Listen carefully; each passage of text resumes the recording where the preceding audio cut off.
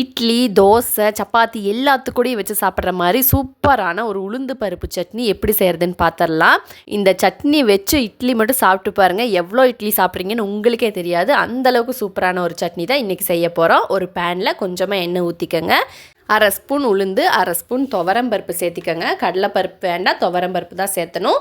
அது கூட 3 பல் பூண்டு, கொஞ்சமாக பெரிய வெங்காயம், 1/2 தக்காளி, நிறைய கொத்தமல்லி தழை, வரமிளகா, காரத்துக்கு ஏற்ப போட்டுக்கோங்க. எல்லாத்தையும் போட்டு நல்லா வதக்கிடுங்க. கொஞ்சமாக உப்பு சேர்த்துக்கோங்க. ஒரு 1/4 ஸ்பூன் மஞ்சத்தூள் மட்டும் சேர்த்து நல்லா வதக்கி விட்டுருங்க. நம்ம போட்டிருக்கிற தக்காளி நல்லா உடஞ்சி மசிஞ்சு வரணும், அது வரைக்கும் நம்ம வதக்கிட்டே இருக்கலாம். சூடு ஆறுனதுக்கு அப்புறமா மிக்ஸி ஜாரில் ட்ரான்ஸ்ஃபர் பண்ணி அரைச்சி எடுத்துக்கோங்க. தாளிப்பு கரண்டியில் கொஞ்சமாக தேங்காய் எண்ணெய் ஊற்றிக்கோங்க. கடுகு, கருவேப்பிலை, வரமிளகா, உளுந்து எல்லாத்தையும் போட்டு தாளித்து சட்னியில் ஊற்றிடுங்க. உளுந்து பருப்பு சட்னி செஞ்சு பாருங்கள். பிடிச்சிருந்தா சேனலை சப்ஸ்கிரைப் பண்ணுங்கள், லைக் பண்ணுங்கள்.